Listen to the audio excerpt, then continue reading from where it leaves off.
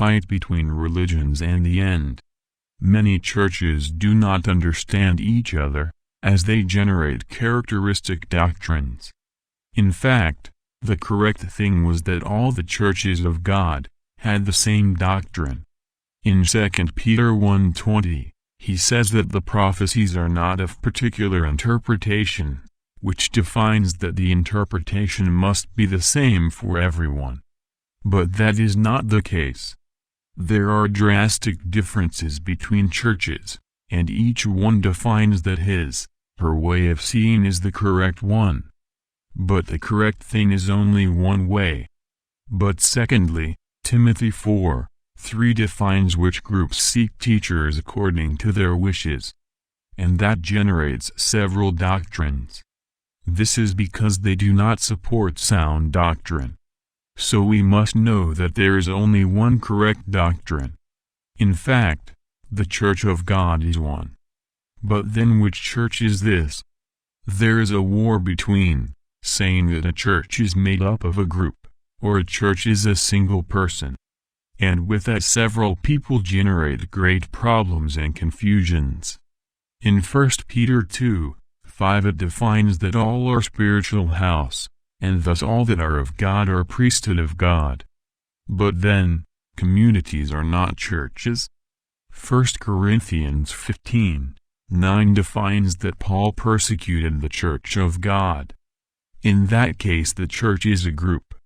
Thus the church can be represented by group, or by unit.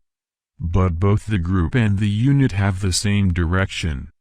When a group that claims to be a church cannot align itself with a person that claims to be a church, then one of them is not a church. Church is defined as a group or person that follows the correct path. In Revelations 14:12, he defines that the Church of God, that is, the descendants of Jesus, are the ones who keep the commandments of God, and have faith in Jesus.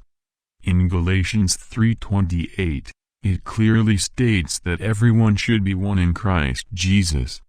And that is the Church of God. God's church is unity in Christ. No doctrinal differences, one heart and one thought. Ephesians 4:5 says that there is one Lord, one faith, one baptism.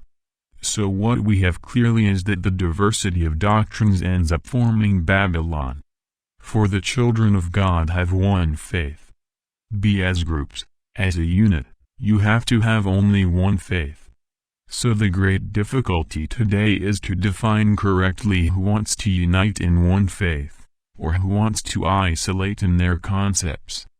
The only way to have just one faith is to do like the disciples when we read in Acts 2:44, which says that everything between them was common, that is, nothing was separate. So there is a big problem with the different religions, which is the fact that they have conflicting ideas.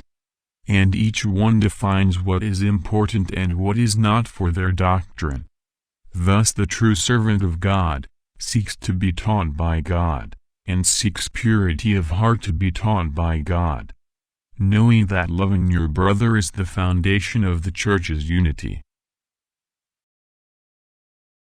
If you are looking for more content from different areas, visit the reformadorstasad.com website. News and detailed content can be found, with system of research and organization of text and video.